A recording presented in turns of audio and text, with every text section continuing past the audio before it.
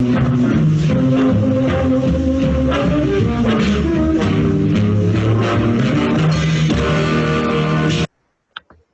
evening, everybody, and welcome. Welcome to the Newton Nomadic Theater. We're back again. Sorry for those of you who are online, hoping to get this live. We had a technical problem streaming it, so we are still recording it, and you'll be seeing it later. Our theater, like every other theater in the country, got shut down weeks ago. We had just opened up a new play, and it kind of killed us to shut the play down. But you know, that's what happened to every other theater in the country. Unlike every other theater, we immediately jumped online and have been doing all kinds of stuff. So 2 weeks ago, we did Nomad Story Slam that went out live, which was great fun. Last week, we did Sunday poems on a Sunday night, and you sent in your poems, and we got 20 actors to read them. That was a wonderful night. Next Saturday night, we're going to be doing an event that we're calling the Lunatic Talent Jamboree, and we're looking for talent. If you sing, play an instrument, juggle, have dog tricks, anything at all, contact us, get on our website, and audition tomorrow for that. But tonight we're doing what we should be doing. We're bringing you theater, and we're very excited about that. So without further ado, we have love letters from Paula, Plum, and Richard Snee.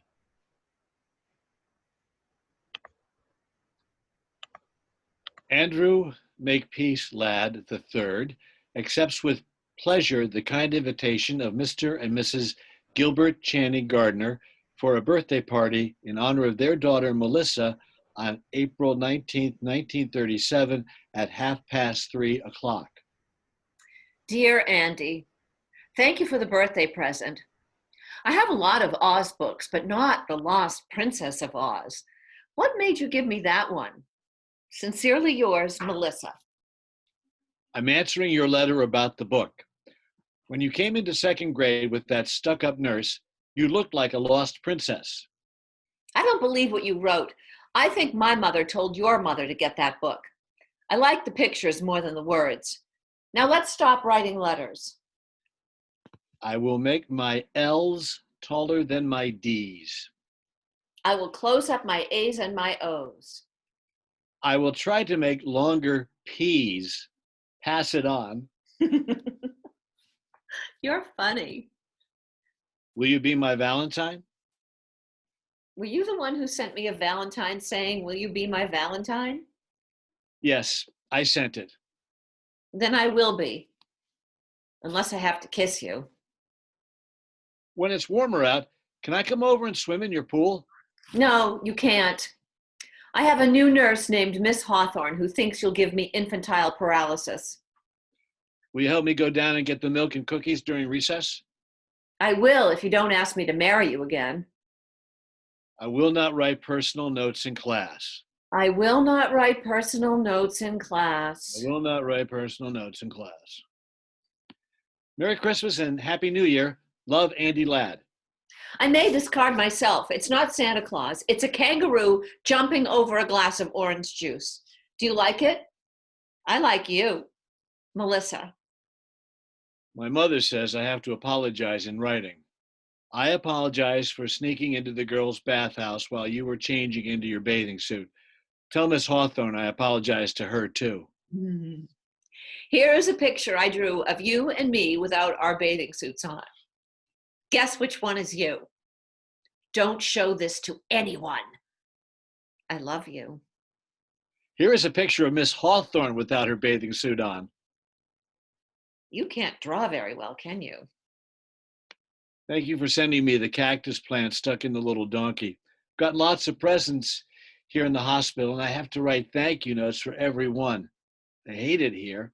My throat is sore all the time from where they cut out my tonsils. They give me lots of ice cream, but they also take my temperature the wrong way. Merry Christmas and Happy New Year. Why did they send you to another school this year? Merry Christmas. They think I should be with all boys. You made me promise to send you a postcard. This is it. You're supposed to write personal notes on the backs of postcards. For example, here are some questions to help you think of things to say. Do you like Lake Saranac? Is it fun visiting your grandmother? Are your parents really getting divorced? Can you swim out into the deep part of the lake, or does Miss Hawthorne make you stay in the shallow part where it's all roped off?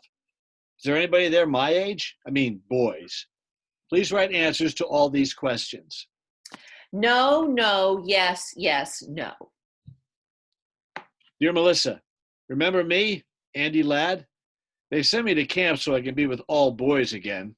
This is quiet hour, so we have to write home, but I've already done that, so I'm writing you. There's a real Indian here named Iron Crow who takes us on nature walks and teaches us 6 new plants a day.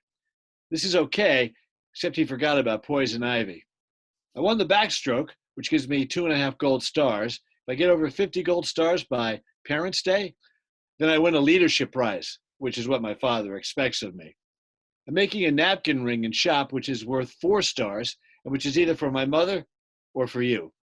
I hope you'll write me back, because when the mail comes every morning, they shout out our names. It would be neat to walk up and get a letter from a girl.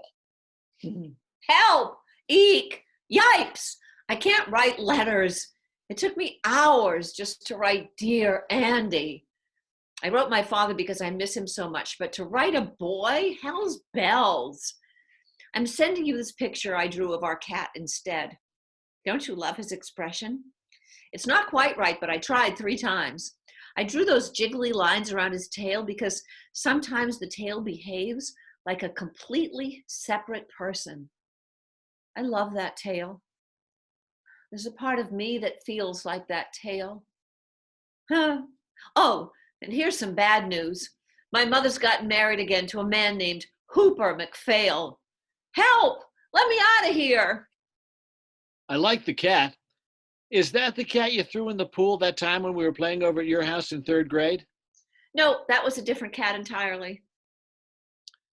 This is a dumb Halloween card and wouldn't scare anyone, but I'm really writing about dancing school. My parents say I have to go this year, but I don't see why I have to. I can't figure out why they keep sending us away from girls and then telling us we have to be with them. Are you going to dancing school also? Just write yes or no, since you hate writing. Yes. Dear Mrs. McPhail, I want to apologize to you for my behavior in the back of your car coming home last night from dancing school. Charlie and I were just goofing around, and I guess it just got out of hand. Sorry you had to pull over to the curb, and I'm sorry we tore Melissa's dress. My father says you should send me the bill, and I'll pay for it out of my allowance. Dear Andy, Mommy brought your letter up here to Lake Placid. She thought it was cute. I thought it was dumb. I could tell your father made you write it. You and I both know that the fight in the car was really Charlie's fault, and Charlie never apologized, thank God. That's why I like him, actually. As for you, you shouldn't always do what your parents want, Andy.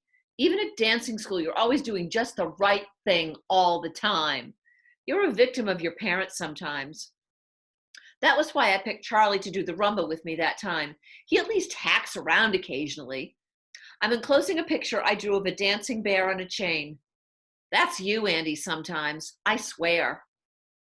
I know it seems jerky, but I like writing, actually. I like writing compositions in English. I like writing letters. I like writing you. I wanted to write that letter to your mother because I knew you'd see it. So it was like talking to you when you weren't here and when you couldn't interrupt. Hint, hint. My father says everyone should write letters as much as they can. It's a dying art. He says letters are a way of presenting yourself in the best possible light to another person. I think that too. I think you sound too much like your father, but I'm not going to argue by mail in any way. The skiing's too good. Get well soon. Sorry you broke your leg. Mommy says I broke it purposely because I'm a self-destructive purpose and went down Whiteface Mountain without asking permission. All I know is I wish I had broken my arm instead so I'd have a good excuse not to write letters. I'm enclosing a picture I drew of the bedpan. I'm serious. Don't you love its shape? Andrew M. Ladd III accepts with pleasure the kind invitation of Mrs. R. Ferguson Brown for a dinner in honor of her granddaughter, Melissa Gardner, before the Children's Charity Ball. I'm writing this letter because I'm scared if I called you up, I'd start crying right on the telephone. I'm really mad at you, Andy. Don't you know, when you're invited to a dinner before a dance, you're supposed to dance with the person giving it at least twice? And I don't mean my grandmother either. That's why they give dinner parties, so people get danced with. I noticed you danced with Ginny Waters, but you never danced with me once. I just think it's rude, that's all. Straighten up and fly right, Andy. How do you expect to get anywhere in life if you're rude to women? Nuts to you, Andy, and that goes double on Sunday.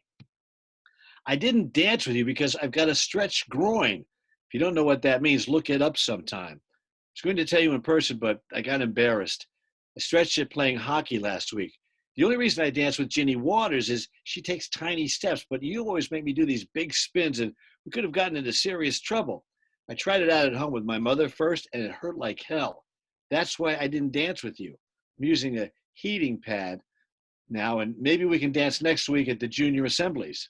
I don't believe all that hockey stuff. I think Ginny Waters stretched your groin. And next time you cut in, I'm going to stretch the other one. Huh?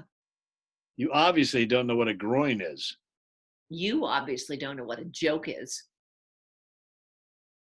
Merry Christmas and Happy New Year. Guess what? Haha, I'm going to a psychiatrist now.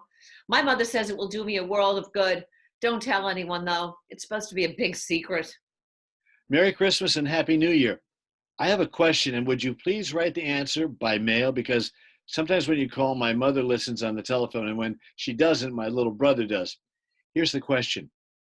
Do you talk about sex with the psychiatrist? I talk about sex all the time. It's terribly expensive, but I think it's worth it. If I went to a psychiatrist, I'd talk about you. Seriously, I would. I think about you quite often.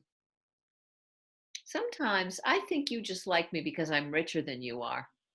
Sometimes I really have that feeling. I think you like the pool and the elevator in my grandmother's house and Simpson in his butler's coat coming in with ginger ale and cookies on a silver tray. I think you like all that stuff just as much as you like me. All I know is my mother keeps saying you'd make a good match. She says if I ever married you, I'd be set up for life. But I think it's really just physical attraction. That's why I like going into the elevator with you at your grandmother's that time. Want to try it again? Help! Let me out of here! Oh, they shipped me off to this nunnery. It's the end of the absolute world.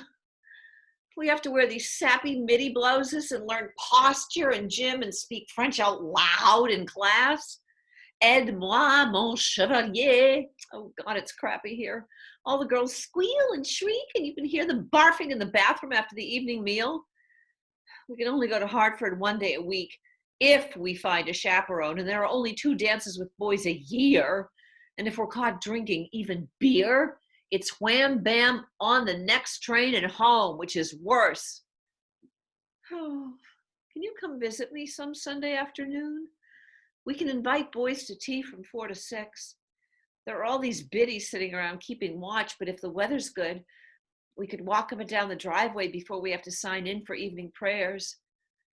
They've made me room with this fat, spoiled Cuban bitch who has 9 pairs of shoes and all she does is lie in her bed and listen to Finian's Rainbow. How are things in Guacamora? Who gives a shit how things are there? It's here where they're miserable. The walls of this cell are puke green and you can't pin anything up except school banners and pictures of your stupid family. What family? Am I supposed to sit and look at a picture of Hooper McPhail?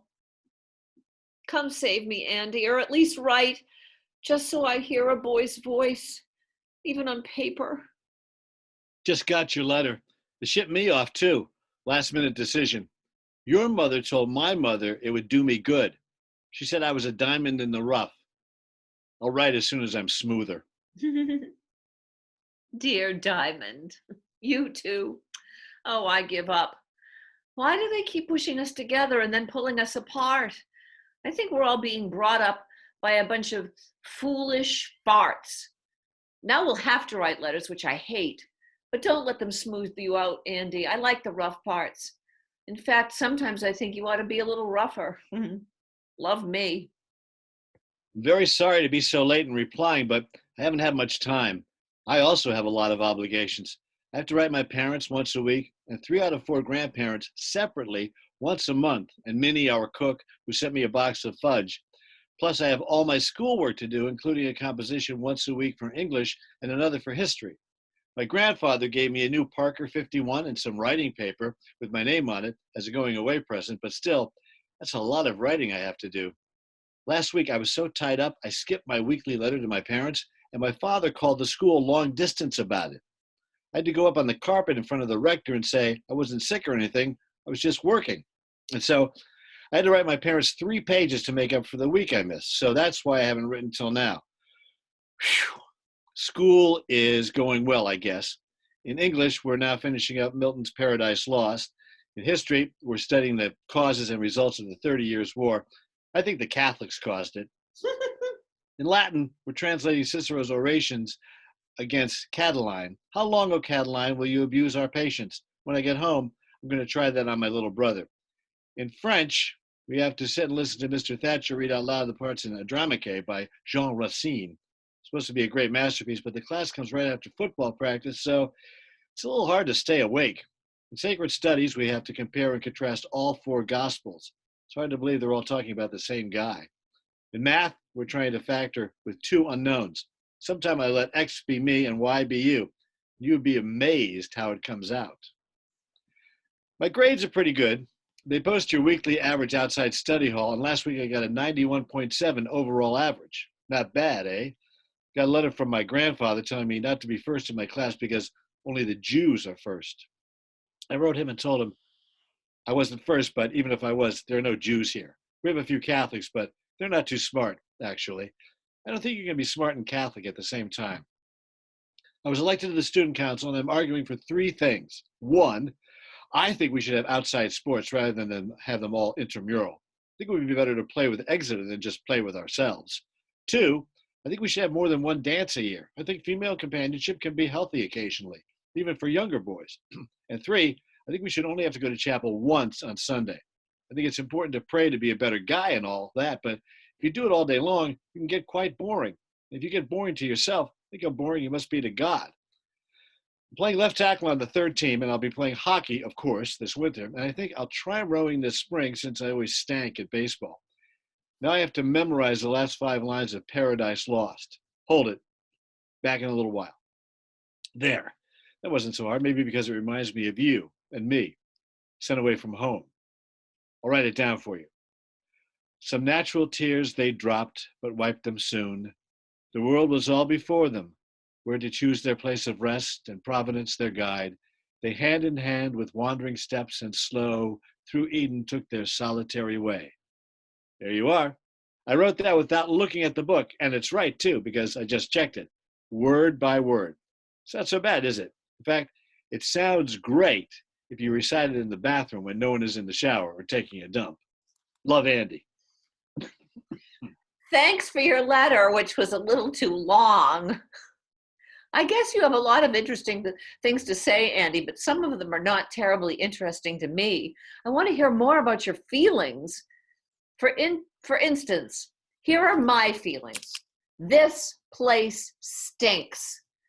But I don't want to go back home because Hooper McPhail stinks, and I haven't heard of another boarding school that doesn't stink, which means that life stinks in general.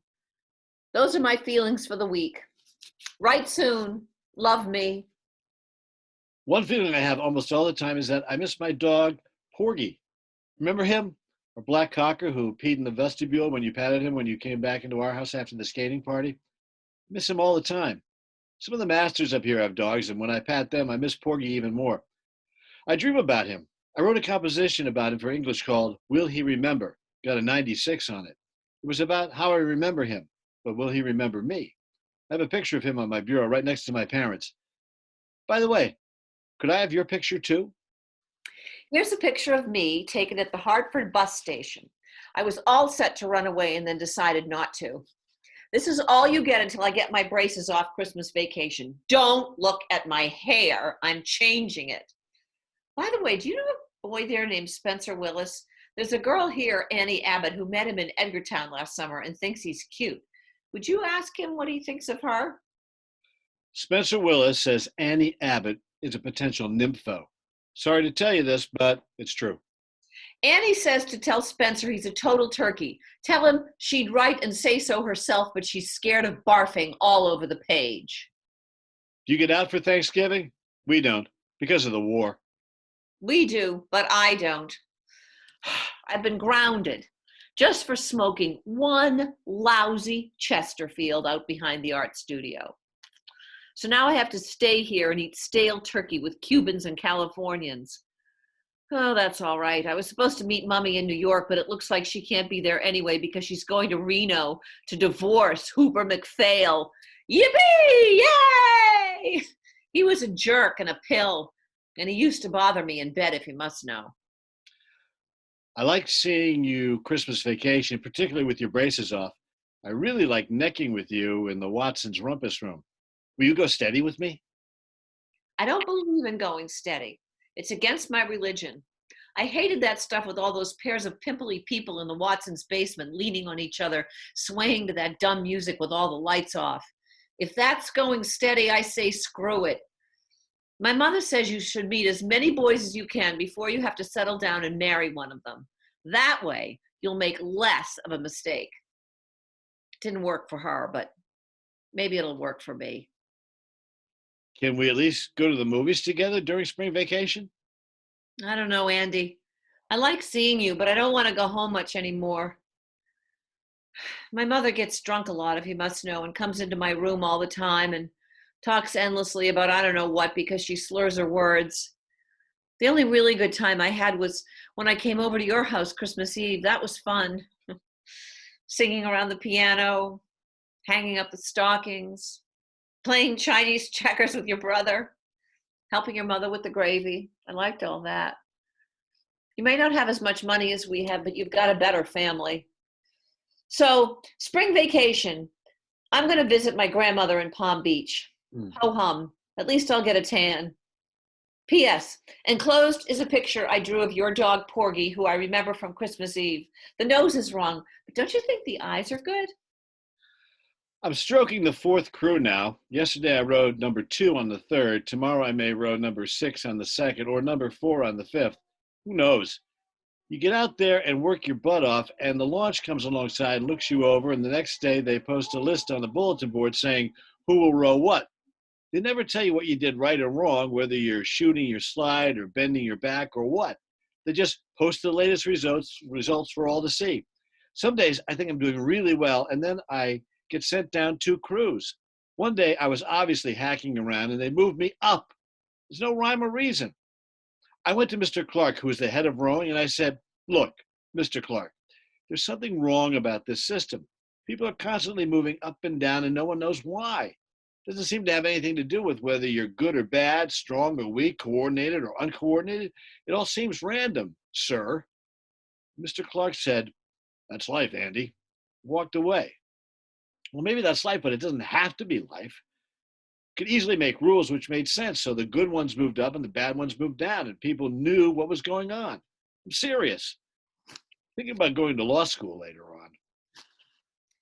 Your last letter was too much about rowing. Do you know a boy there named Steve Scully? I met him down in Florida, and he said he went to your school and was on the first crew. He said he was the fastest rower in the boat. Is that true, or was he lying? I think he might have been lying. Steve Scully was lying. He doesn't even row. And if he did and rowed faster than everyone else in the same boat, he'd mess the whole thing up.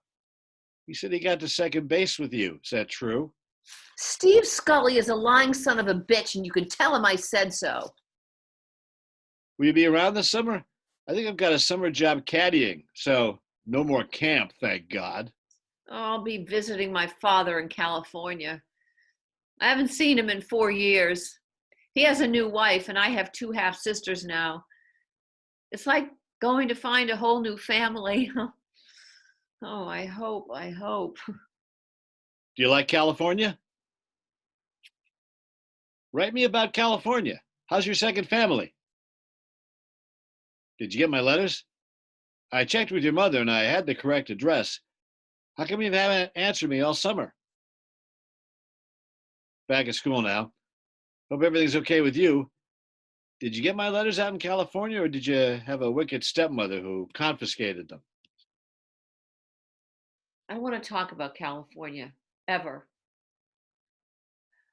For a while, I thought I had two families, but now I know I really don't have any. You're very lucky, Andy. You don't know it, but you are. But maybe I'm lucky too, in another way. I was talking to Mrs. Wadsworth, who comes in from Hartford to teach us art. She says I have a real talent, both in drawing and in painting, and she's going to try me out in pottery as well.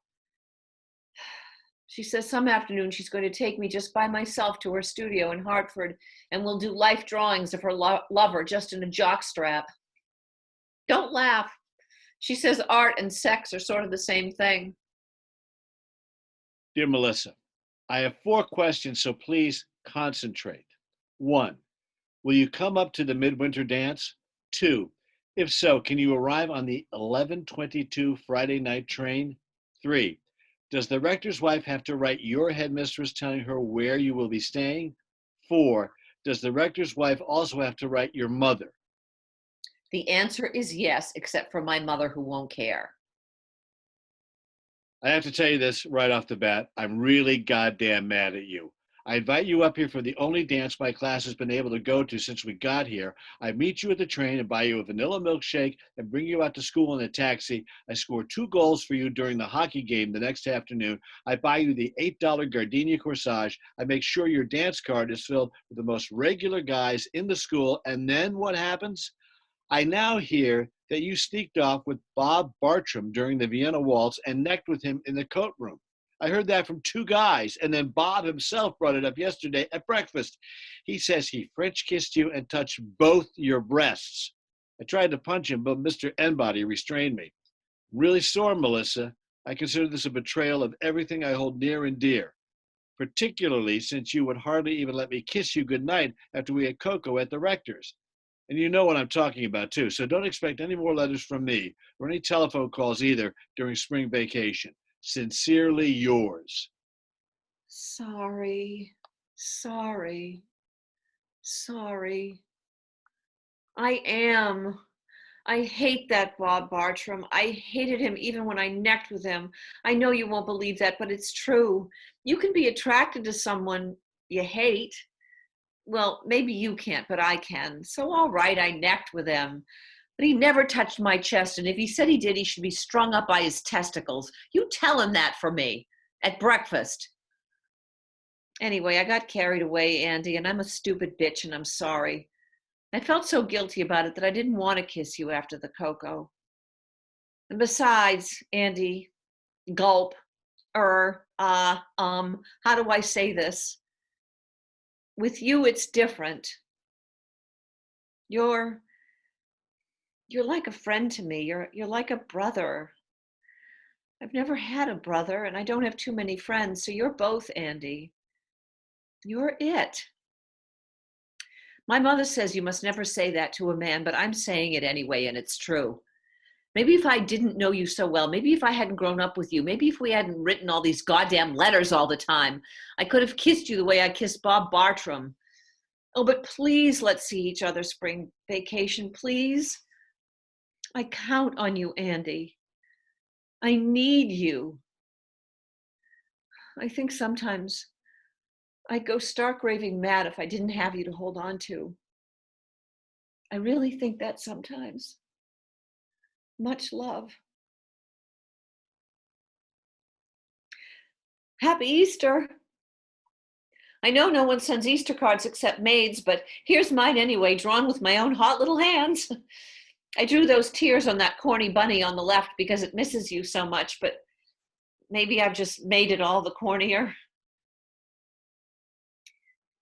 Greetings from Palm Beach. Decided to visit my grandmother, yawn, yawn. I'm a whiz at backgammon and gin rummy. Here you took Gretchen Lascelles to see Quo Vadis and sat in the loge and put your arm around her and smoked.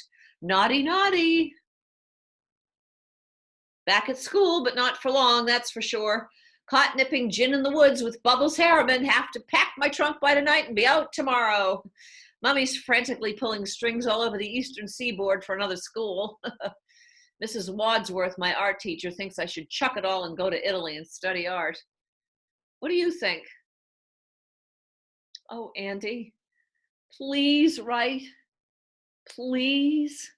I need your advice. Or are you too busy thinking about Gretchen LaSalle's? To answer your question about Italy, I think you're too young to go. My mother said she had a roommate once who went to Italy in the summer, and the Italians pinched her all the time on the rear end. Mother says she became thoroughly overstimulated. So I think you should go to another school, graduate, go to college, and maybe after that, when you're more mature, you could go to Italy. That's my advice for what it's worth, which is probably not much the way things are going between you and me. Here I am at Emma Willard's Academy for Young Lesbians. Help, let me out of here. Plus ça change, plus c'est le same shit. Are you coming straight home this June? Because I am. I want to see you. Or are you still in love with Gretchen LaSalle's? For your information, I'm not taking Gretchen LaSalle's out anymore.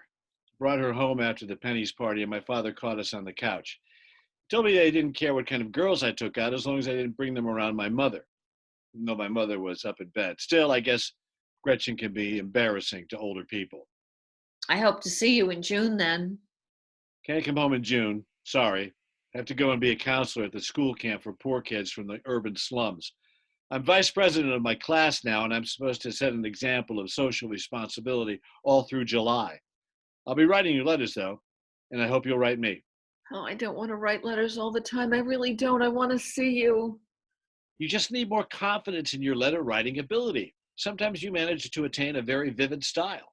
Won't you please just stop writing about writing and come home and go to the Campbell sports party before you go up to that stupid camp? Please. I behave better when you're around. In person, please. Greetings from New Hampshire. This card shows the town we're near where we sneak in and buy beer. We're cleaning the place up now and putting out the boat docks and caulking the canoes because the kids arrive tomorrow. Gotta go. Right soon. I miss you.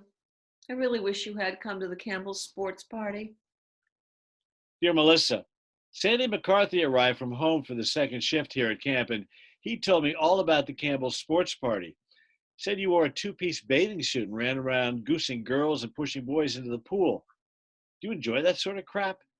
He said the other girls were furious at you. Don't you want the respect of other women? Sandy also said you let Bucky Zeller put a tennis ball into your cleavage. Are you a nympho or what? Don't you ever just like sitting down somewhere and making conversation? Sandy says you're turning into a hot box. Do you like having that reputation? Hell, I thought there was a difference between you and Gretchen LaSalle's. Maybe I was wrong. Don't you care about anything in this world except hacking around? Don't you feel any obligation to help the poor people, for example? Sometimes I think your big problem is you're so rich, you don't have enough to do, so you start playing grab ass with people. Sorry to say these things, but what Sandy told me made me slightly disgusted, frankly. I wrote you a letter from New Hampshire. Did you receive it? Are you there? Or are you visiting your grandmother or what? Are you sore at me? I'll bet you're sore at me. I'm sorry. I apologize. I'm a stuffy bastard sometimes, aren't I? The hell with you then. Ooh, big tough Andy using four-letter words like hell. Screw you. Don't you wish you could? Everyone else seems to be. Don't believe everything you read in the papers. Dear Andrew Makepeace Lad the Turd, I just want you to know you hurt me very much. I just want you to know that. Now let's just leave each other alone for a while, all right? All right. Dear Melissa, my mother wrote me that your grandmother had died. Please accept my deepest sympathies. Thank you for your note about my grandmother. I loved her a lot, even though she could be a little boring. Congratulations on getting into Briarcliff. I hear it's great. Thank you for your note about Briarcliff. It's not great, and you know it. In fact, it's a total pit. But it's close to New York, and I can take the train in and take drawing at the Institute 3 days a week. And in 2 years, if I stick it out, Mummy's promised that I can go live in Florence. I hope you like Yale. Would you consider coming to the Yale-Dartmouth game Saturday, October 28th? I'll be there. Uh-oh, damn. I'm so sorry, Melissa. I have to cancel. My parents have decided to visit that weekend, and they come first, according to them. My mother said she'd love to have you with us, but my father thinks you can be somewhat distracting. You and your parents. Let me know when you decide to grow up. How about the Harvard game, November 16th? Do you plan to grow up at the Harvard game? Give me a chance. I might surprise you. Okay, let's give it a try. You should know that I'm even richer now than when you said I was rich, thanks to poor Granny. I plan to drive up to the front gate of Calhoun College in my new red Chrysler convertible and sit there, stark naked, honking my horn and drinking champagne and flashing all the freshmen. Here's the schedule. We'll have lunch at Calhoun around noon, then drive out to the game. Then there's a sea breeze party at the Fence Club afterwards and an eggnog brunch at St. Anthony's the next day. I'll reserve a room for you at the Taft or the Duncan. Probably the Taft, since the Duncan is a pretty seedy joint. Make it the Duncan. I hear the Taft is loaded with parents all milling around the lobby, keeping tabs on who goes up in the elevators. Can't wait till the 16th. The Duncan it is. Hubba hubba, Goodyear rubber. Dear Andy, this is supposed to be a thank you note for the Yale-Harvard weekend, but I don't feel like writing one, and I think you know why. Love, Melissa. Dear Melissa, I keep thinking about the weekend. I can't get it out of my mind. It wasn't much good, was it? I don't mean just the Duncan, I mean the whole thing. We didn't really click, did we? I always had the sense you were looking over my shoulder, looking for someone else. And ditto with me. Both of us seemed to be expecting something different from what was there. As for the Hotel Duncan, I don't know. Maybe I had too many sea breezes. Maybe you did. But what I really think is that there were too many people in the hotel room. Besides you and me, it seemed my mother was there, egging us on, and my father shaking his head, and your mother zonked out on the couch, and Miss Hawthorne and your grandmother sitting on the sidelines, watching us like hawks. Anyway, that was a dud. I admit it. I'm sorry. I went to the infirmary on Monday and talked to the doctor about it, and he said these things happen all the time, particularly when there's a lot of pressure involved. The woman doesn't have to worry about it so much, but the man does. Anyway, it didn't happen with Gretchen Lascelles. You can write her and ask her if you want. You know what I think is wrong? These letters, these goddamn letters. That's what's wrong with us, in my humble opinion. I know more from your letters than I do in person. Maybe that's why I was looking over your shoulder. I was looking for the person who's been in these letters all these years, or for the person who's not in these letters. I don't know. All I know is you're not quite the same when I see you, Andy. You're really not. I'm not saying you're a jerk in person. I'm not saying that at all. I'm just saying that all this letter writing has messed us up. It's a bad habit. It's made us seem like people we're not. So maybe what was wrong was that there were two people missing in the Hotel Duncan that night, namely the real you and the real me. Whatever the matter is, we're in real trouble, you and I. That I realize. So now what do we do about it? Maybe we should just concentrate on dancing together. Then we can still hold each other and move together and get very subtly sexy with each other and not have to deliver the goods all the time. You know what I mean? Come to think of it, maybe that's why they sent us to dancing school in the first place. Maybe that's why dancing was invented. At least we should stop writing letters for a while. You could start telephoning me, actually. Here's our dorm number, Wilson 12486. I hate talking to you on the telephone. Yours is in the hall and ours is right by the college dining room. People are always coming and going and making cracks. Telephoning is not letter writing at all. I called the telephone company and they've put in a private phone in my room. Rogers 22403. It's sort of expensive, but at least we can talk. The reason I'm writing is because your phone's always busy, or else ours is, and I can't afford a private one. Maybe we should just start writing letters again. No letters, please. Now order that telephone. I'll lend you the dough. Just think about it. You can talk back and forth and hear someone's real voice and get to know someone in life rather than on writing paper, for God's sake. Now get that phone, please. I'm writing because when I telephoned, you just hung up on me. One thing about letters, you can't hang up on them. You can tear up letters, though, enclosed are the pieces. Send them to Angela Atkinson at Sarah Lawrence. The hell is the matter? I hear you're now writing long letters twice a week to Angela Atkinson. That's what's the matter. Okay, here goes. The reason I'm writing Angie Atkinson is because I just don't think I can stop writing letters, particularly to girls. As I told you before, in some ways, I feel most alive when I'm holed up in some corner writing things down. I pick up a pen and almost immediately, everything seems to take shape around me. I love to write. I love writing my parents because then I become the ideal son.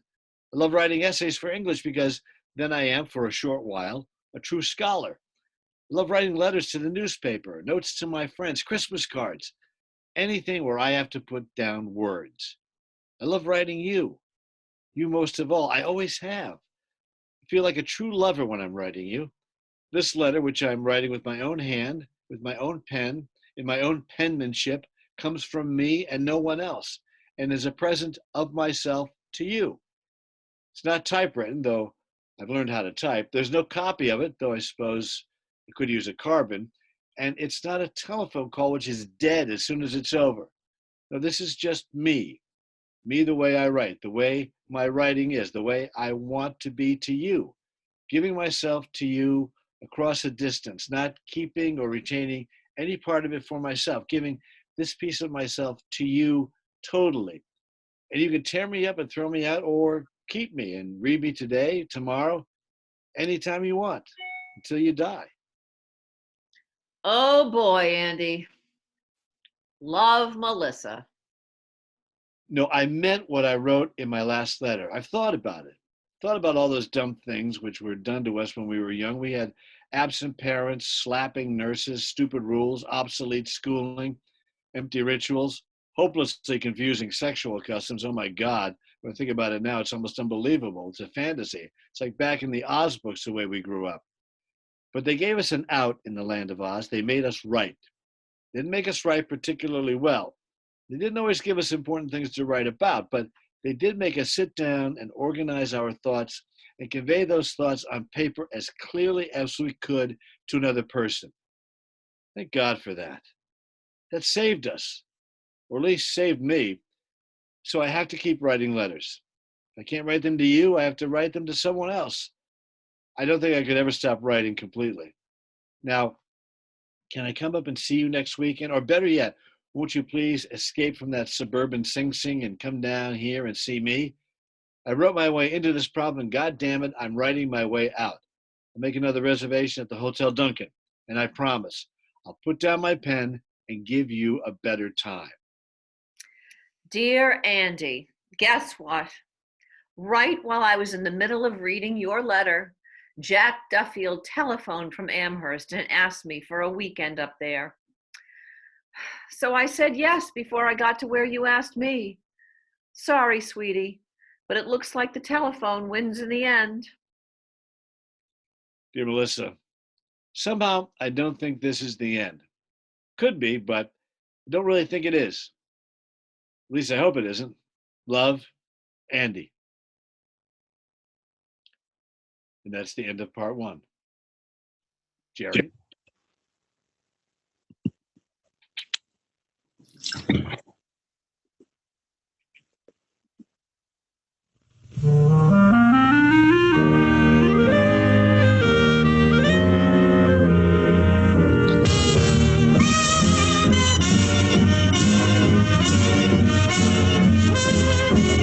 Got to accentuate the positive feeling.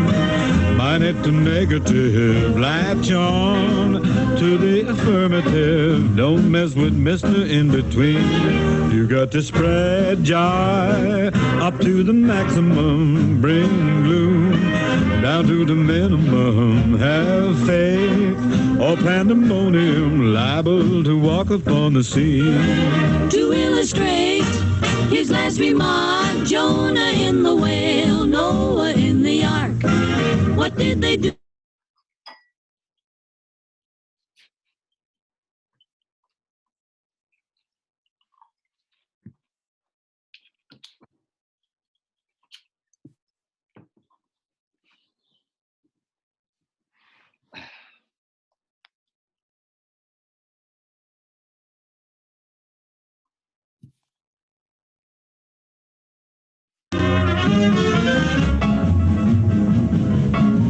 Oh, listen to me, chillin', and you will hear about the eliminating of the negative and an accent on a positive. Gather round me, children, if you're willing, and sit tight while I start reviewing the attitude of doing right. You gotta accentuate the positive, eliminate the negative, latch on to the affirmative. Don't mess with Mr. In Between.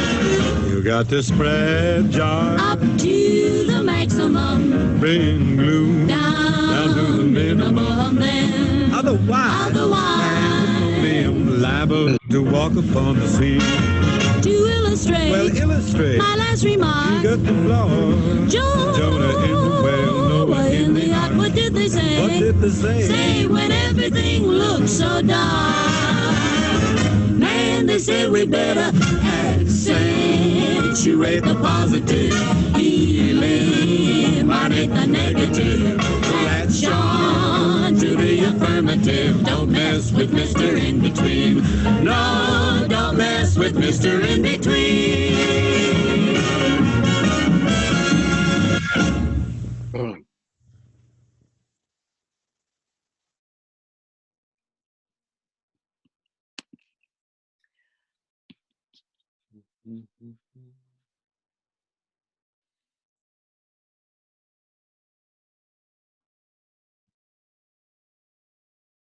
Part 2.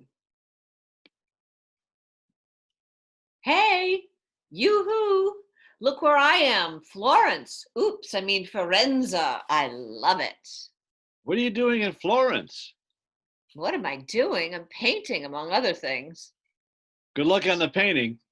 Go slow on the other things. Merry Christmas. Buon Natale. Happy birthday. Mother wrote you won an art prize in Perugia. She said it was a big deal. Congratulations. Congratulations on making scroll and key, whatever that is. Merry Christmas from the land of Oz. Felicita Navidad from the Costa del Sol. Happy birthday from the Sterling Library. Here you graduated summa cum laude and with all sorts of prizes. Sounds disgusting. Anchors away. Here I am looking like Henry Fonda and Mr. Roberts, writing this during the midwatch on the bridge of a giant attack aircraft carrier churning through the Mediterranean in the wake of Odysseus and Lord Nelson and Richard Halliburton. You'll be pleased to know our guns are loaded, our planes in position, and our radar is constantly scanning the skies, all designed simply and solely to protect you against communism. Next time you see me, I want you to salute. I should have known you'd join the Navy. Now you can once again be with all boys. We come into La Spezia in January. Could we meet? Oh, sorry, I'll be in Zermatt in January. Ship will be in Mediterranean all spring. We'll come into Naples March 3rd, 4th, or 5th. How about standing on the pier and waving us in? As the French say, je suis désolé. I'm meeting Mother in Paris in March. Why don't you sail up the Seine? Merry Christmas from Manila. You've been transferred to an admiral's staff. Happy New Year from Aspen. What are you doing in Aspen? Going steadily downhill. Hello from Hong Kong. Goodbye to San Francisco. Konnichiwa. Oyaha gozaimasu. Shore duty in Japan. Hey, you. Rumor hath it you're hooked up with some little Japanese bar girl out there. Say it isn't so. Mother wrote that you're living with some Japanese geisha girl and your family's all upset. Is that true? Did you get my letter? You're so far away and your Navy address is so peculiar. I'm not sure I'm reaching you. I hear you're seriously involved with a lovely Japanese lady. Would you write me about her? Merry Christmas and Happy New Year. Thought you might appreciate this card. It's a print by the 19th century artist Hiroshige. It's called Two Lovers Meeting on a Bridge in the Rain. Love, Andy. Hey, you sly dog. Are you getting subtle in your old age? Are you trying to tell me something? If so, tell me more. I told my psychiatrist about the great love affair you're having in Japan. I said I felt suddenly terribly jealous. Is it true? Write to me what's happening. I'm dying to hear from you. Did you get my last letter? I hope I didn't sound flip. Actually, I've just become involved with someone too. His first name is Darwin, and he works on Wall Street, where he believes in the survival of the fittest. I'd love to hear from you. Your mother told my mother that you've decided to marry your Japanese friend and bring her home. Oh no, gasp, sob, sigh, say it isn't so. I've decided to marry Darwin. He doesn't know it yet, but he will. Won't you at least wish me luck? Lieutenant Junior Grade Andrew M. Ladd III regrets that he is unable to accept the kind invitation of... Dear Andy, thank you for the lovely Japanese bowl. I'll put flowers in it when you come to visit us, if you come to visit us, and if you bring flowers. Maybe you'll just bring your Japanese war bride and we can all sit around and discuss Rashomon. I know you'll like Darwin. When he laughs, it's like Pinocchio turning into a donkey. We're living in a carriage house in New Canaan, close to the train station, and I've got a studio all of my own. P.S. Won't you please write me about your big romance? Mother says your parents won't even talk about it anymore. Dear Melissa, I'm writing to tell you this. Outside of you, and I mean outside of you, this was probably the most important thing that ever happened to me. And I mean was, because it's over. It's gone. And I'm coming home. And that's all I ever want to say about it ever again. Mr. and Mrs. Darwin H. Cobb announced the birth of their daughter, Francesca. Many congratulations on the baby. Harvard Law School yet? Are you getting all stuffy and self-important? As you know, I've always liked to write letters. I decided I might do better trying to write laws, which, after all, are the letters that civilization writes to itself. Yes, you are getting all stuffy and self-important. Come and have a drink with us sometimes. We're right on the way to New York, and sooner or later, everyone comes to New York. Read the New York Times account of your show in Stamford. Sounds like you are causing a series of seismic shocks up and down the Merritt Parkway. Don't joke about my work.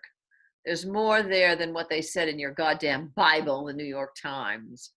And close, see what other critics said. Notice they think I'm good. And I am too. Or could be if I could only focus. Sorry. I know you're good. I've always known it.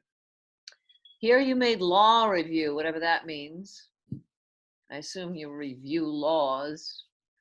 I wish you'd review some of the marriage laws. Just a quick note. Are you in any trouble? I don't understand your last note. We're fine. All fine. Everyone's fine. Congratulations on baby number 2. Number 2 is a perfect way to describe this particular baby. Greetings from Washington. Here clerking for a Supreme Court justice, which isn't quite as fancy as it sounds. Dear Andy, I was very sorry to hear about the death of your father. I know he was a great influence on you, and I know you loved him very much. I also know he didn't like me. I'm sure he thought I was bad for you, and I probably was. Still, he was a good, decent man, and I always knew where I stood with him when you'd bring me home to your family back in the old days, back in the land of Oz. Oh, I wish I'd had a father like that. Please accept my deepest sympathies. Love, Melissa. Dear Melissa, thank you for your note on my father. I did love him. He was a classy guy, the best of his breed. Even now he's gone, I can still hear him reminding me of my obligations to my family, my country, and myself, in roughly that order. All my life, he taught me that those born to privilege have special responsibilities, which is, I suppose, why I came home alone from Japan, why I chose the law, and why I'll probably enter politics at some level, sometime on down the line. Thanks for writing. Love, Andy. Merry Christmas.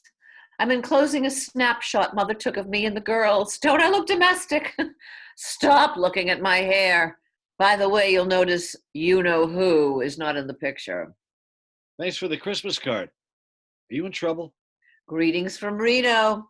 Could I stop by Washington on the way back east? Let me know when you're coming. You can meet Jane. Jane? Going out with a great girl named Jane. Melissa Gardner Cobb regrets that she will be unable to accept the kind invitation of... Dear Melissa, had to add my 2 cents worth to Jane's thank you note for the wedding present. Guess who was jealously peeking over my shoulder to make sure this isn't a love letter?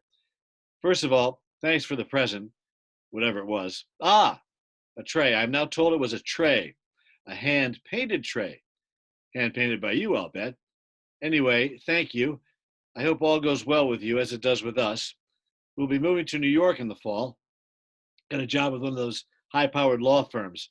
It will probably be stuffy as hell for a while, but I'll learn the ropes. Besides, it's in my home state and might be a good jumping-off place for something political a little way down the line.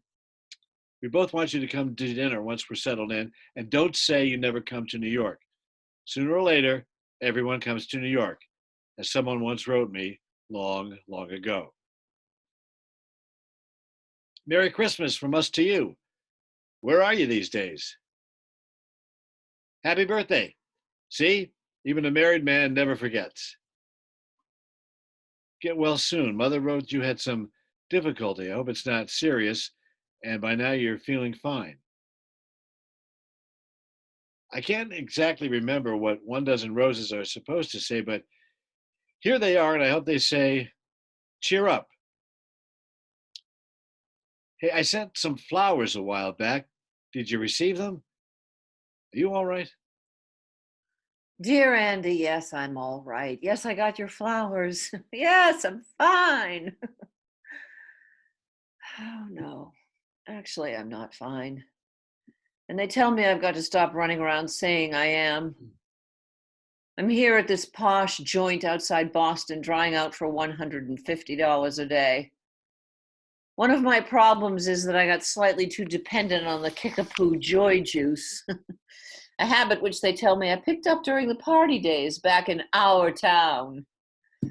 Another is that I slide into these terrible lows. Mummy says I drag everybody down, and I guess she's right.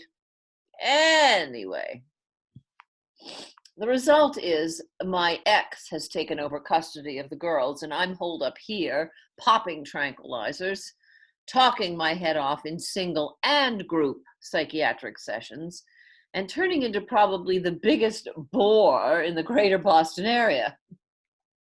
Have you thought about doing some painting again? That might help.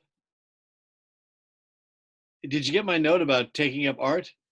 You were good, and you know it. You should keep it up. I did get your note. I have taken it up, and it helps, really. Thank you. I'm channeling my rage, enlarging my vision, all that. I hope all goes well with you, and wait, hold it. I'm looking it up in my little black book. Ah, ha, ha, ha, Jane. It's Jane. I hope all's well with you and Jane.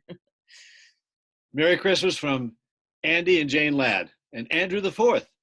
Guess the name of the dog. Porgy. You got it. Merry Christmas from San Antonio. I'm trying the Southwest. I can see the most incredible shapes from my bedroom window. And there's also a pretty incredible shape now sleeping in my bed. Season's greetings from the Ladd family. Mother wrote you were planning to get married again. I did. I'm not now. Donna, Rhodes, and McAllister announced the appointment to partnership of Mr. Andrew M. Ladd III. Dear Andy, now you're such a hotshot lawyer. Could you help me get my children back? Darwin hardly lets me near them, and when he does, they behave as if I had some contagious disease. I wasn't much of a mother, but maybe I could improve if I just had the legal responsibility. Better stay out of this one. Our past connections, conflict of interest. Hello from Egypt. I'm trying to start again in the cradle of civilization. Christmas greetings from the Ladds. Andy, Jane, Drew, Nicholas, and Ted. And of course, Porgy. I'm thinking of moving to Los Angeles. Do you know anyone in Los Angeles? Does anyone know anyone in Los Angeles? Joy to the world from all the Ladds. Note our new address. Merry Christmas. Hey, you, what's going on? Just when I decide to move to New York, I see you scampered off to the suburbs. I find the suburbs generally safer. Chicken. Mother wrote that you won some important election for the Republicans. I'm terribly disappointed. I love all politicians, but I find Democrats better in bed. I'm a liberal Republican with a strong commitment to women's rights. Doesn't that count? Depends on your position. Paintings and Drawings by Melissa Gardner, the Hastings Gallery, 422 Broadway, March 18th through April 30th. Opening reception March 20th, 6 to 8 p.m. Note, I've gone back to my maiden name. That's a laugh. Got your announcement for your new show. Good luck. P.S. I'd love to have one of your paintings. We could use a little excitement on our living room walls. Seriously, what would one cost? Come to the show and find out. Never made your show. Sorry, things came up. Chicken again. You're right. Actually, it's just as well. I'm going through what the critics call an anarchistic phase. They say I'm dancing on the edge of an abyss. You'd better stay away. I might take you with me when I fall. Dear friends, Jane tells me that it's about time I took a crack at the annual Christmas letter, so here goes.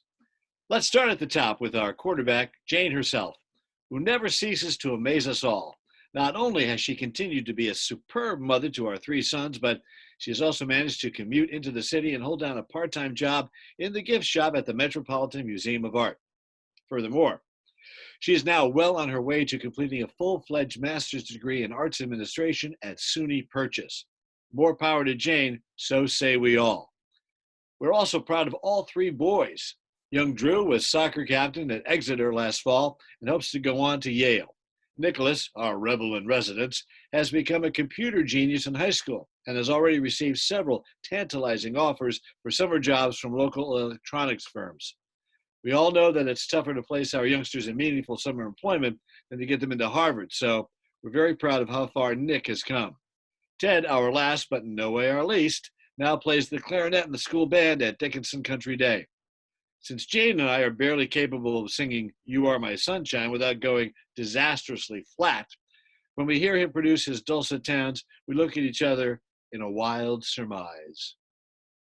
We recently bought the family summer place from my brother and sister and hope to spend as much time as we can there, gardening, relaxing, and as the boys say, generally vegging out. Jane and I have become killers on the tennis court and hereby challenge all comers.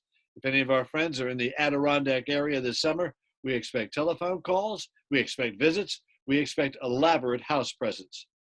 I've enjoyed very much serving on the state legislature. We've proposed and written a number of bills, and we've won some and lost some. All my life I've had the wish to do something in the way of public service, and it has been a great pleasure to put that wish into practice. For those of my friends who have urged me to seek higher office, let me simply say that I have more than enough challenges right here where I am. Jane and the boys join me in wishing each and all of you a happy holiday season. Dear Andy, if I ever get another one of those drippy Xeroxed Christmas letters from you, I think I'll invite myself out to your ducky little house for dinner. And when you're all sitting there eating terribly healthy food and discussing terribly important things and generally congratulating yourselves on all your accomplishments, I think I'll stand up on my chair and turn around and moon the whole fucking family. You're right. It was a smug, dumb letter, and I apologize for it. Jane normally writes it, and it sounds better when she does. I've always felt better writing to just one person at a time, such as to you.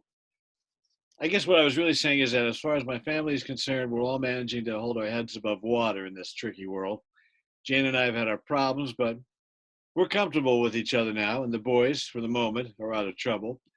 Nicky seems to be off drugs now, and Ted is getting help on his stammer. Porgy Jr., my old cocker, died, and I miss him too much to get a replacement. Thinking of running for the Senate next fall if O'Hara retires. What do you think? I'd really like your opinion. If you decide to answer this, you might write care of my office address. Jane has a slight tendency toward melodrama, particularly after she got hold of your last little note. Oh, the Senate yet. I should have known. Oh, Andy, just think. Once again, you can be with all boys. Oh, hell, go for it if you want. You'll be an image of righteousness and rectitude in our God-forsaken land. Oh, or maybe it's just me that's God-forsaken these days. The Honorable Andrew M. Ladd III wishes to express his thanks for your generous donation to his senatorial campaign. You sent too much, Melissa. You didn't need to. Greetings from Silver Hill. Slight regression in the liquor department. They say it's in the genes. Lord knows my mother had the problem and my father too in the end. Anyway, I'm working on it. Darwin is being a real shit about the girls.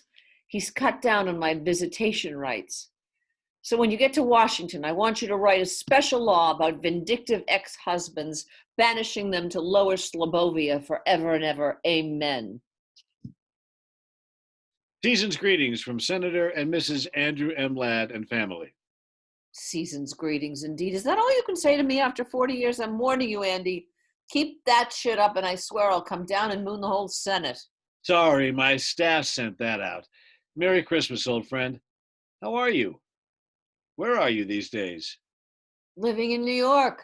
Alone for a change. But the big question is, who am I these days? That's the toughie. I keep thinking about that strange old world we grew up in. How did it manage to produce both you and me?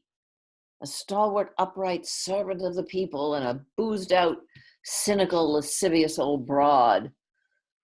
The best and the worst, that's us.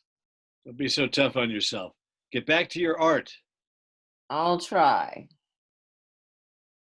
Merry Christmas, Happy New Year, and much love. Much love?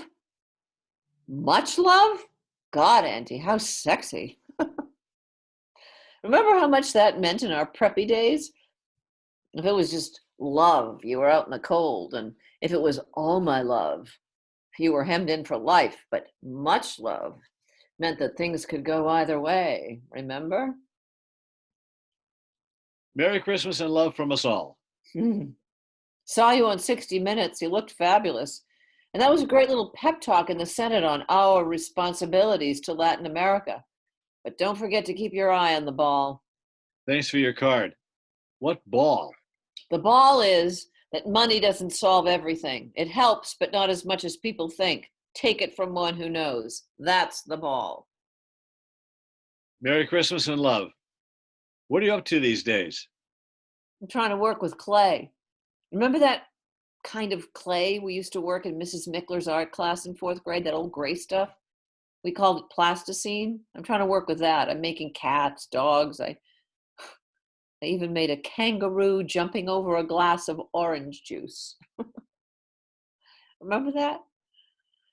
I'm trying to get back to some of those old feelings I had back in the homeland. I have to find feelings, any feelings, otherwise I'm dead. Come down and help me search. I have a studio down in Soho, and we could, we could at least have dinner, talk about old times, couldn't we, Senator Ladd? P.S. Did you know that my mother got married again at the age of 82 to my father's brother yet? So now you have to call her Mrs. Gardner again, just like the old days. The wheel seems to be coming around full circle. Hint, hint. Quick note on the way to the airport. When you write, put "Attention Mrs. Walpole" on the envelope. She's my private secretary. I've alerted her and she'll pass your letters directly to me. Otherwise, the whole office staff seems to get a peek. In haste. I'm having a show opening January 28th through February 25th. Won't you come? I'd love to have you see what I've been up to. Maybe it will ring a few old bells. Can't make it. I'll be on an official visit to the Philippines most of February, then a week's spring skiing at Stowe with the boys. Good luck. How did the show go? I haven't heard from you. Tell me about the show. I want to hear from you, please. The show stank. The crowd hated it. The critics hated it. I hated it. It was nostalgic shit. You can't go home again, and you can quote me on that. I'm turning to photography now. Realism, that's my bag. The present tense. Look the modern world squarely in the face and don't blink. Oh, Andy. Couldn't I see you? You're all I have left. I'll be in New York next Tuesday, the 19th. I have to make a fundraising speech at a dinner. I could stop by your place afterwards. I'll be here all evening. Red roses. This time I think I know what they mean. All I know is that after last night, I want to see you again. Any chance of any other fundraisers coming up in the near future?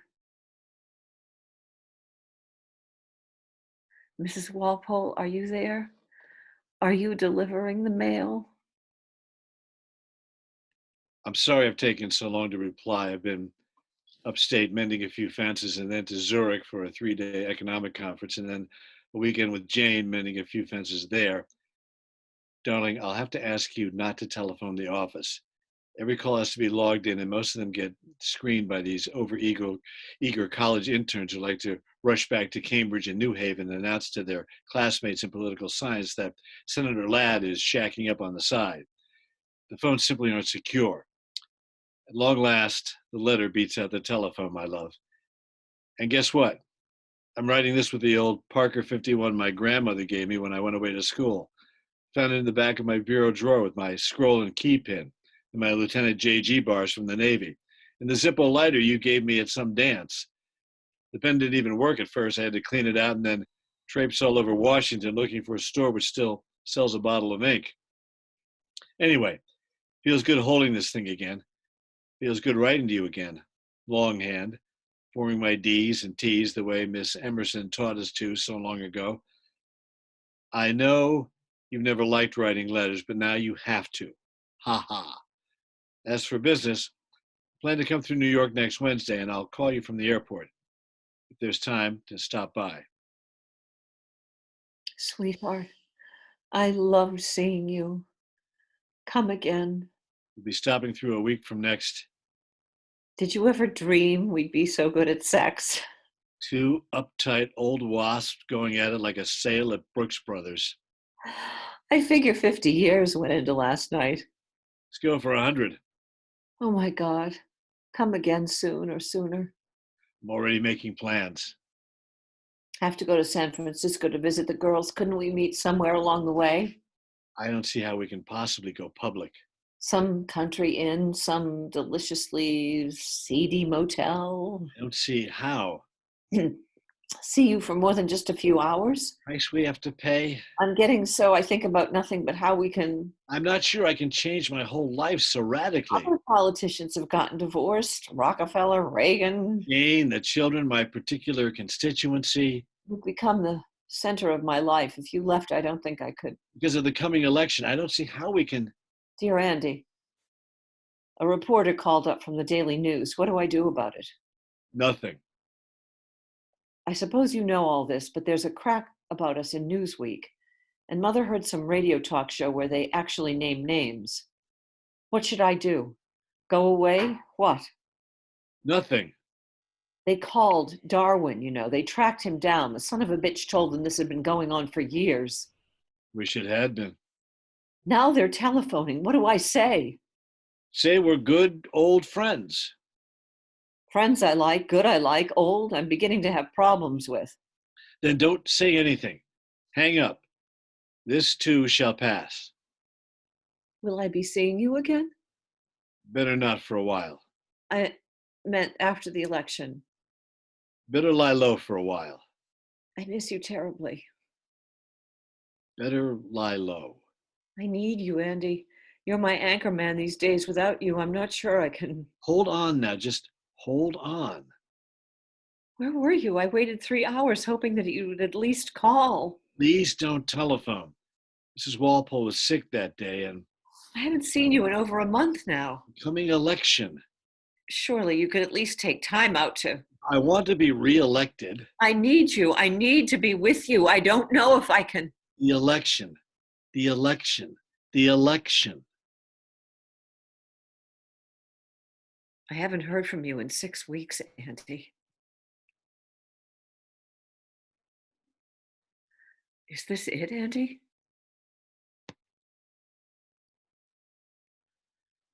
Congratulations on a landslide victory. Love, Melissa. Could we meet at your place next Sunday night? Oh, thank God. I mean that we have to talk, Melissa. Uh-oh. Talk. I'm scared of talk. In fact, I dread it. Dearest Melissa, are you all right? There was a heavy scene last Sunday, but I know I'm right. We've got to go one way or the other, and the other leads nowhere. I know I sound like a stuffy prick, but I do feel I have a responsibility to Jane and the boys, and now, after the election, to my constituency, which had enough faith and trust in me to vote me back in despite all that crap in the newspapers. And it wouldn't work with us anyway in the long run, sweetheart. We're too old. We're carrying too much old baggage on our backs. We'd last about a week if we got married. But we can still write letters, darling. We can always do that. Letters are still our strength and our salvation.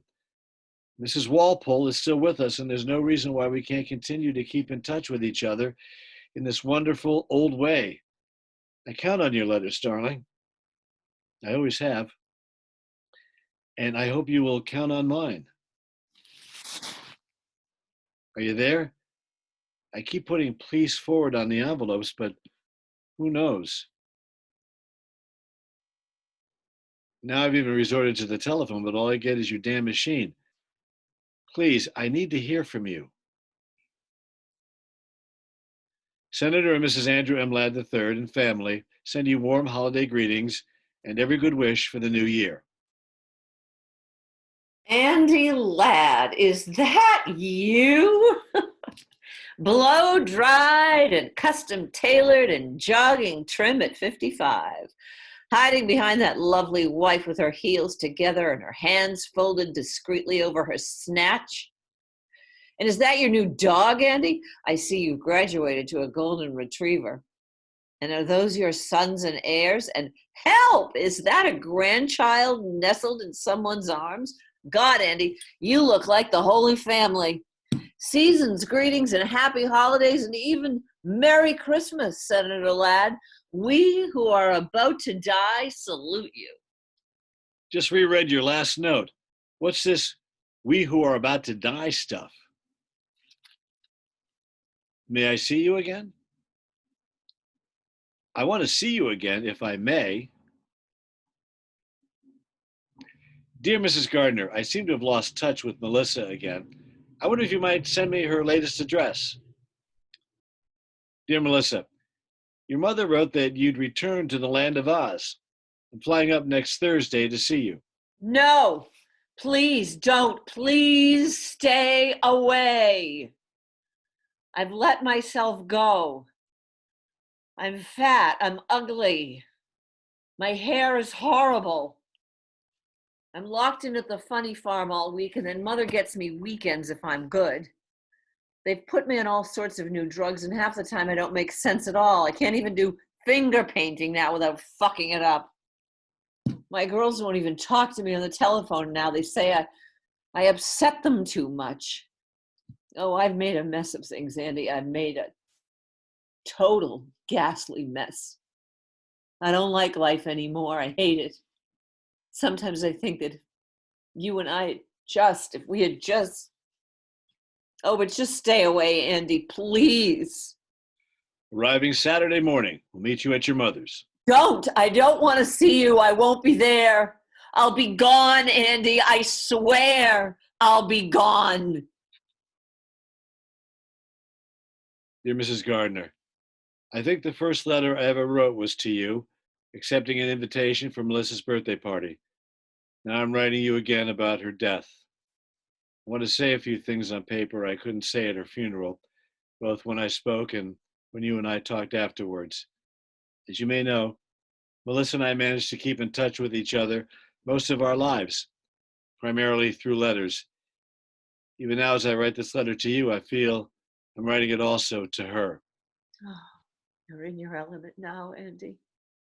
We had a complicated relationship, she and I, all our lives. We went in very different directions, but somehow, over those years, I think we managed to give something to each other. Melissa expressed all the dangerous and rebellious feelings I never dared admit to. Now he tells me. And I like to think I gave her some sense of balance. Balance. Oh, well, I give up. Have it your way, Andy. Balance. Most of the things I did in life, I did with her partly in mind. And if I said or did an inauthentic thing, I could almost hear her groaning over my shoulder. But now she's gone, I really don't know how I'll get along without her. You'll survive, Auntie. I have a wonderful wife, fine children, and a place in the world I feel proud of, but the death of Melissa suddenly leaves a huge gap in my life. Oh, now, Andy. The thought of never again being able to write to her, to connect to her, to get some signal back from her, fills me with an emptiness which is hard to describe. Now, Andy, stop. I don't think there are many men in this world who have had the benefit of such a friendship with such a woman. But it was more than friendship, too. I know now that I loved her.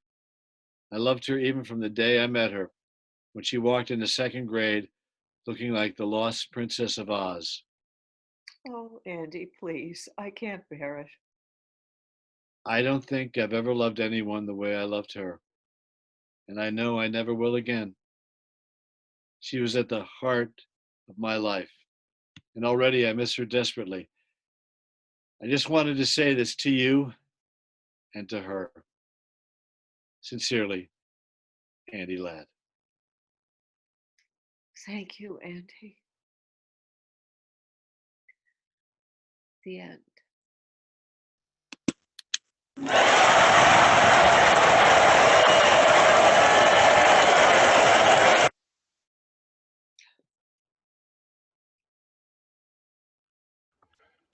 Thank you, everybody. And thank you, Paula and Richard. I have my apologies for anybody who was trying to get connected there online. We had all kinds of technical problems, but we did get recorded. If you didn't see it tonight, well, you'll see it tomorrow. We are immensely grateful to Paula and Richard for this show tonight. They donated their performance, but you know, we at the theater, we're all about actors getting paid, and no actors are working right now.